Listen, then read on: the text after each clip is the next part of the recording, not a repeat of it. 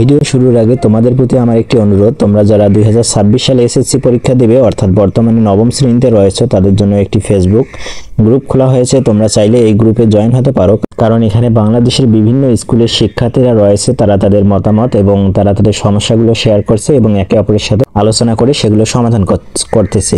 তোমরাও চাইলে এখানে জয়েন হতে পারো। এই গ্রুপের লিংক ডেসক্রিপশন বক্সে এবং এই ভিডিওর প্রথম কমেন্টেও দেওয়া থাকবে।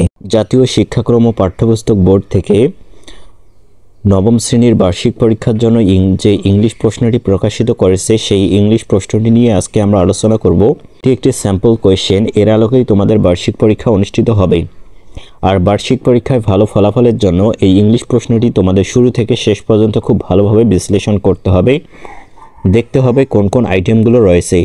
তো তোমরা যখন তোমাদের বার্ষিক পরীক্ষা দিবে ইংলিশ প্রশ্নে দেখবে যে প্রথমেই এরকম একটি টেক্সট এসেছে এবং এখানে বলা হবে, 1 নম্বরে বলা হবে তোমাদেরকে read the passage carefully and complete the activities that follow. নিচের প্যাসেজটি খুব সতর্কতার সহিত পড়ো এবং যে অ্যাক্টিভিটিসগুলো নিচে দিয়েছে সেই অ্যাক্টিভিটিসগুলো সম্পূর্ণ করো। তো এখানে একটি প্যাসেজ দিয়েছে, এটা হচ্ছে আদর্শ নাগরিকের কি কি দায়িত্ব রয়েছে সেই সম্পর্কিত একটি প্যাসেজ। আমাদের পরীক্ষায় কিন্তু এই প্যাসেজটি থাকবে না, অন্য কোনো বিষয়ের একটি প্যাসেজ থাকবে, সেটা হতে পারে বইয়ের বাইরে থেকে। তো তোমাদের কাজ হচ্ছে শুরু থেকে শেষ পর্যন্ত এই প্যাসেজটি খুব ভালোভাবে পড়া এবং প্যাসেজটি যখন তোমরা পড়বে তোমার নিচে দেখবে যে কিছু এমসিকিউ এখানে রয়েছে এবং এখানে বলা হবে choose the best answer from the alternatives. এই অল্টারনেটিভস থেকে সঠিক উত্তরটা বেছে নাও। এখানে 5টা এমসিকিউ থাকবে, 5টারই মার্ক হচ্ছে 5। তো আমি আজকে তোমাদের প্রশ্নটি খুব সুন্দরভাবে বুঝিয়ে দেব যে কোন কোন আইটেমগুলো থাকছে, কিভাবে এগুলো অ্যান্সার করতে হবে সেটা আজকে বুঝিয়ে দেব। আজকে আমি উত্তরগুলো নিয়ে আলোচনা করব না। আমরা যদি দেখি যে এই এমসিকিউগুলো কিভাবে আমরা উত্তর করব, তার জন্য অবশ্যই আমাদেরকে প্রশ্নটি খুব সুন্দরভাবে পড়তে হবে।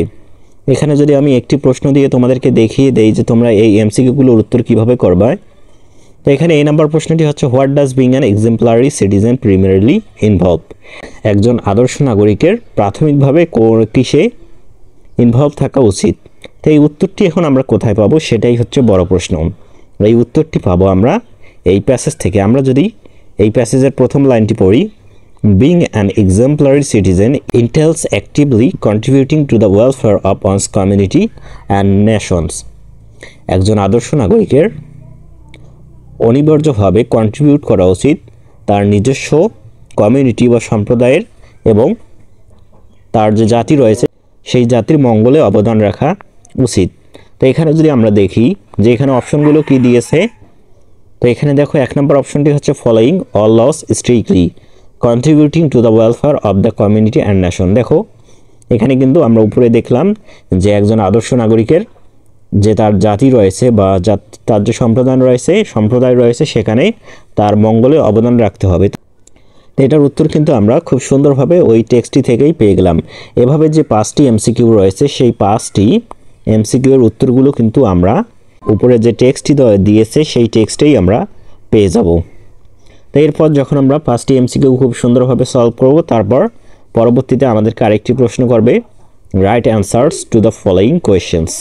নিচের প্রশ্নগুলোর উত্তর দাও। তো এইভাবে যে প্রশ্নগুলো এখানে 5টি দিয়েছে সেই প্রশ্ন 5টি খুব সুন্দরভাবে আমাদেরকে উত্তর করতে হবে। যেমন এখানে দিয়েছে what are the vital duties mentioned in the passage that support public services. কোনগুলো গুরুত্বপূর্ণ দায়িত্ব যেটা উপরের প্যাসেজে মেনশন করা হয়েছে পাবলিক সার্ভিসের, যেটা পাবলিক সার্ভিস বা পাবলিক সেবাকে সাপোর্ট করবে, এর জন্য কোন কোন ডিউটিসগুলো উপরে মেনশন করা হয়েছে। যদি আমরা প্যাসেজটি পড়তাম তাহলে কিন্তু আমরা দেখতাম যে প্যাসেজে পাবলিক সার্ভিসের সাপোর্ট নিয়ে কোন কোন ডিউটির কথা বলা হয়েছে। তো আমরা প্যাসেজটি পড়ব, পড়ার পর এই যে 5টি প্রশ্ন দিয়েছে সেই 5টি প্রশ্নের উত্তর করব।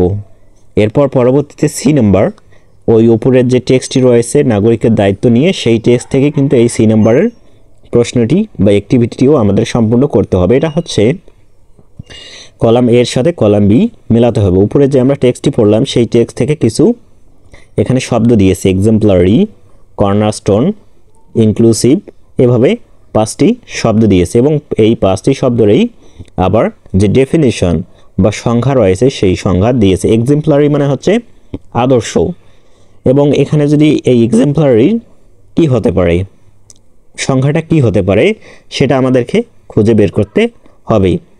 আমরা এই এক্সাম্পলারি সংখ্যাটা খুঁজে বের করে সেটার সাথে এই কলাম বি এর এটা মিলিয়ে দেব। এভাবেই এই পাঁচটার যে সংখ্যা রয়েছে সেটা আমাদেরকে খুঁজে বের করতে হবে। খুঁজে বের করার পর আমরা মিলাবো এবং এখানে আমরা 5 নাম্বার পাবো। তো যখন আমরা উপরের টেক্সটটি থেকে এ থেকে সি পর্যন্ত যে অ্যাক্টিভিটি দিয়েছে সেই অ্যাক্টিভিটিগুলো সলভ করব, তখন আমরা তারপরে নিচে দেখব যে 2 নম্বরে আমাদেরকে আরও একটি কনভারসেশন দিয়েছে। এখানে যে সম্পর্কে কনভারসেশনটি রয়েছে, তোমাদের বই তোমাদের যে বার্ষিক পরীক্ষা হবে সেখানে অন্য একটি বিষয় সম্পর্কে কনভারসেশনটি থাকবে, কিন্তু প্রশ্নটা একই থাকবে। Read the following conversation and complete the activity that follows. এই কনভারসেশনটি আমাদেরকে পড়তে বলা হয়েছে এবং পড়ার পর আমাদেরকে যে অ্যাক্টিভিটিটি দিয়েছে সেই অ্যাক্টিভিটিটি সম্পূর্ণ করতে হবে। এই অ্যাক্টিভিটিটি কিন্তু এটি, উপরে যে কনভারসেশনটি থাকুক এই অ্যাক্টিভিটিটি কিন্তু সেম থাকবে। তোমাদের প্রশ্নে এই একই রকম একটি অ্যাক্টিভিটি থাকবে। যেমন এখানে যদি আমরা দেখি, নাও এখন give your opinions whether you agree or disagree with the statement. এখন তুমি তোমার মতামত দাও যে তুমি অ্যাগ্রি নাকি ডিসঅ্যাগ্রি, তুমি রাজি নাকি রাজি নও এই স্টেটমেন্টটি নিয়ে। কোন স্টেটমেন্টটি? The government and organisation are not doing anything to combat human trafficking.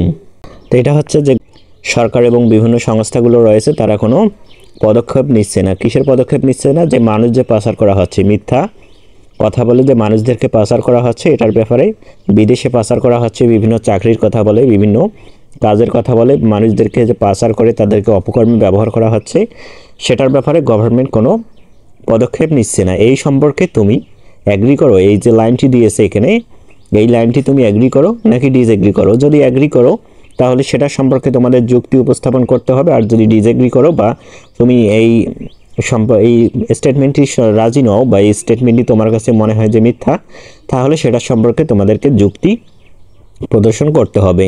উপরের যে কনভারসেশনটি রয়েছে সেই কনভারসেশনটি কিন্তু এই মানব পাচার নিয়েই, এবং উপরের যে কনভারসেশনটি থাকবে সেই কনভারসেশন অনুযায়ী কিন্তু এখানে একটি স্টেটমেন্ট দিবে। তো তার জন্য অবশ্যই উপরে যদি আমরা টেক্সটটি খুব ভালোভাবে পড়ি তাহলে আমাদের কাছে এই যে স্টেটমেন্টটি রয়েছে এটা স্টেটমেন্টটি ব্যাখ্যা করা খুব সহজ হবে। তো এভাবেই এই অ্যাক্টিভিটিটি আমরা সম্পূর্ণ করব। যেহেতু আমি তোমাদের আজকে উত্তরগুলো নিয়ে আলোচনা করছি না, তাই শুধু তোমাদেরকে প্রশ্নটি বুঝিয়ে দিচ্ছি। এরপর 3 নম্বরে আমাদেরকে আরও একটি টেক্সট দিবে এবং সেই টেক্সটটি কী সম্পর্কে সেটাও এখানে বলে দেবে। Read the following text on cyber crime. এই টেক্সটটি হচ্ছে সাইবার ক্রাইম নিয়ে। Then complete the activities that follow, এবং নিচে একটি অ্যাক্টিভিটি দিয়েছে সেই অ্যাক্টিভিটিটি সম্পূর্ণ করতে হবে, এবং এই অ্যাক্টিভিটিটি যদি আমরা খুব সুন্দরভাবে সম্পূর্ণ করতে পারি তাহলে আমরা এখানে 10 মার্ক পাবো। তো এখানে বলা হয়েছে complete the following table writing effect and preventive measures in respective columns. তো এখানে আমাদেরকে যেটা লিখতে হবে সেটা, তো উপরে যে টেক্সটটি দিয়েছে সেই টেক্সটের কিছু কারণ এখানে দিয়েছে, কিছু সমস্যা এখানে দিয়েছে। এই সমস্যাটার কি প্রভাব বা সমস্যাটার কারণে আমাদের সমাজে কি কি ঘটে সেটা আমাদেরকে লিখতে হবে। যেমন হ্যাকিং দিয়েছে, হ্যাকিং একটি বাংলাদেশের একটি অনেক বড় একটি সমস্যা বা প্রবলেম। উপরে যেহেতু সাইবার ক্রাইমের বিষয় নিয়ে আলোচনা করা হয়েছে, উপরে সাইবার ক্রাইমের বিষয় নিয়ে আলোচনা করা হয়েছে, তোমাদের প্রশ্নে বা তোমাদের বার্ষিক পরীক্ষার প্রশ্নে অন্য একটি সমস্যা নিয়েও আলোচনা করা হতে পারে। যে সমস্যার কথাই আলোচনা করা হোক এখানে ওই সমস্যা থেকে কিছু সমস্যা এখানে লিখবে। যেমন এখানে দিয়েছে হ্যাকিংয়ের কারণ বা ফলাফলটা কি হবে, প্রভাবটা কি আমাদের সমাজে, সেটা আমাদেরকে লিখতে হবে। এবং প্রিভেন্টিভ মেজার, অর্থাৎ এই যে হ্যাকিংটা রয়েছে এটা থেকে উতরানোর জন্য কি করা যেতে পারে তার একটা পদক্ষেপ এখানে দিতে হবে। এখানে এরকম 5টি সমস্যা দিয়েছে, সেই 5টি সমস্যার যে প্রভাবগুলো রয়েছে সেটা লিখতে হবে এবং একটি করে প্রিভেন্টিভ মেজার্স বা পদক্ষেপ লিখতে হবে। এই সমস্যাটা কিভাবে রোধ করা যায় সেটা লিখতে হবে। তো এভাবেই এই অ্যাক্টিভিটিটি আমাদেরকে সম্পূর্ণ করতে হবে। এবং তারপরে আমরা দেখব যে আমাদের একটি কবিতা দিয়েছে। এখানে বইয়ের বাইরে থেকে কবিতা আসার সম্ভাবনা সবচেয়ে বেশি। Read the following poem and do the activities that follow. এখানে কবিতাটি আমাদেরকে পড়তে হবে এবং তারপর যে অ্যাক্টিভিটিগুলো রয়েছে সেগুলো আমাদেরকে সম্পূর্ণ করতে হবে। এই কবিতাটির নাম হচ্ছে a bird on the wire. তো এখানে আমাদেরকে যে কবিতাটি দিয়েছে সেই কবিতার থাকবে না, অবশ্যই অন্য একটি কবিতা থাকবে। সেটা হতে পারে বইয়ের ভেতর থেকে অথবা তোমাদের টেক্সট বইয়ের বাইরে থেকে। কবিতাটি আমরা খুব সুন্দরভাবে পড়বো এবং পড়ার পর এখানে আমাদেরকে 5টি প্রশ্ন করবে, সেই প্রশ্নগুলোর উত্তর আমাদেরকে দিতে হবে। ওই উপরের যে কবিতাটি রয়েছে সেই কবিতাটি থেকেই কিন্তু প্রশ্ন করবে, সেই যে কবিতাটি দিয়েছে সেই কবিতাটি থেকেই 5টি প্রশ্ন হবে এবং সেই কবিতার আলোকেই আমাদেরকে 5টি প্রশ্ন লিখতে হবে। এটা গেল এ নাম্বার অ্যাক্টিভিটি। এরপর আসবে B number activity. B number অ্যাক্টিভিটিতে কী থাকবে, রিড দ্য পোয়েম অ্যাগেইন, উপরের কবিতাটি আবার পড়ো, অ্যান্ড আইডেন্টিফাই এবং চিহ্নিত করো 3 metaphors and 2 similes used in the poem. 3টা মেটাফোর আইডেন্টিফাই করতে হবে এবং 2টা সিমিলি আইডেন্টিফাই করতে হবে। Then explain the purpose of their use. 3টা মেটাফোর এবং 2টা সিমিলি আমাদেরকে চিহ্নিত করতে হবে। চিহ্নিত করার পর কবিতায় কী উদ্দেশ্যে ব্যবহৃত হয়েছে সেই মেটাফোর এবং সিমিলি দুটি সেটা লিখতে হবে। মেটাফোর এবং সিমিলি এই দুটো যারা জানো না তারা আমাকে কমেন্ট করে জানিয়ে দাও, আমি পরবর্তী কোনো ক্লাসে তোমাদেরকে মেটাফোর এবং সিমিলি নিয়ে খুব সুন্দরভাবে বিস্তারিতভাবে আলোচনা করব। তারপরেও তোমাদের সুবিধার্থে আমি সংক্ষেপে বলে দিচ্ছি, মেটাফোর এবং সিমিলি হচ্ছে তুলনা করা। মেটাফোরটা দুটো জিনিসের তুলনা করা বোঝায়, সরাসরি দুটো জিনিসের তুলনা করা বোঝায়। যেমন মানুষের জীবনটা একটা জার্নি, এই মানুষের জীবনটাকে জার্নির সাথে তুলনা করা হয়েছে সরাসরি। এবং সিমিলিটাকে, এটা হচ্ছে মেটাফোর, এই সরাসরি কোনো একটা জিনিসের সাথে তুলনা করা হচ্ছে মেটাফোর। এবং সিমিলি হচ্ছে কোনো অ্যাজ, লাইক এরকম থাকবে। যেমন সে চাঁদের মতো সুন্দর, এখানে এই মতোটি রয়েছে, এটাই হচ্ছে সিমিলি। অর্থাৎ কোনো একটি বিষয়কে অ্যাজ, লাইক এই দুটো জিনিস দ্বারা যদি তুলনা করা হয় সেটা হচ্ছে সিমিলি। আর মেটাফোর্স হচ্ছে সরাসরি দুটো জিনিসের সাথে তুলনা করবে।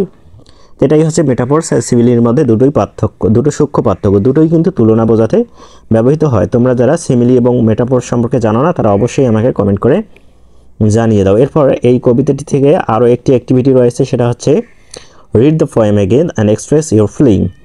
এই কবিতাটি পড়ো এবং তোমার যে ফিলিং রয়েছে, অনুভূতি রয়েছে সেটা তোমাকে লিখতে হবে।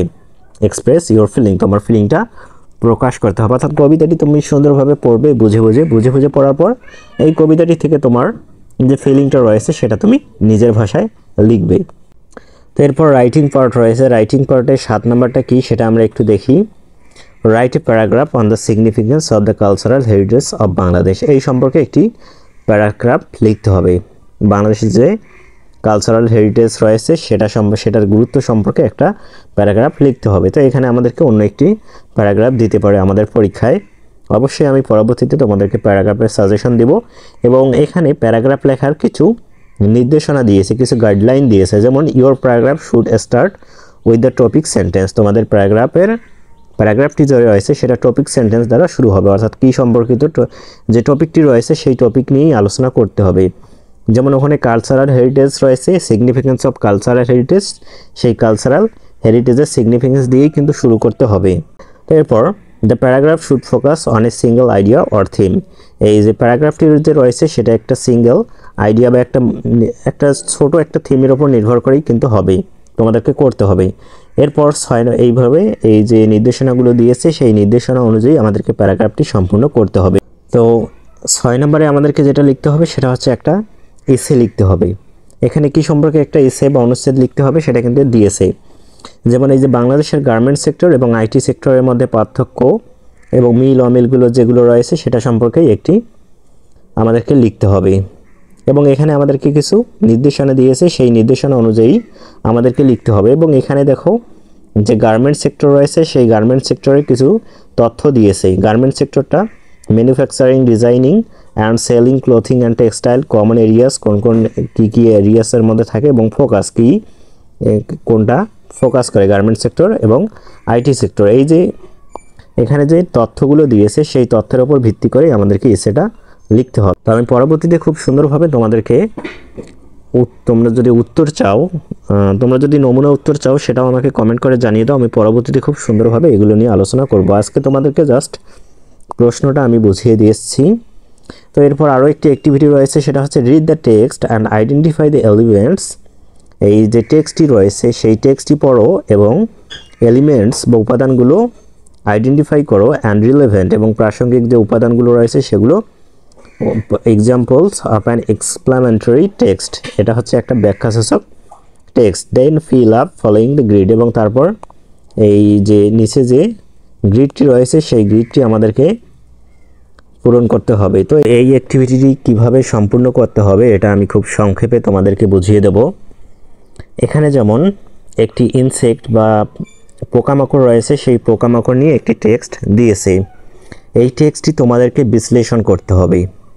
এই টেক্সটটি তোমাদেরকে খুব সুন্দরভাবে বিশ্লেষণ করতে হবে। যেমন এখানে একটি কিন্তু করে দিয়েছে, একটি হচ্ছে জেনারেল স্টেটমেন্ট বা এই টেক্সটটি কী নিয়ে, insects have a special way of breathing. ইনসেক্টসের একটা স্পেশাল শ্বাস নেওয়ার একটা স্পেশাল উপায় রয়েছে।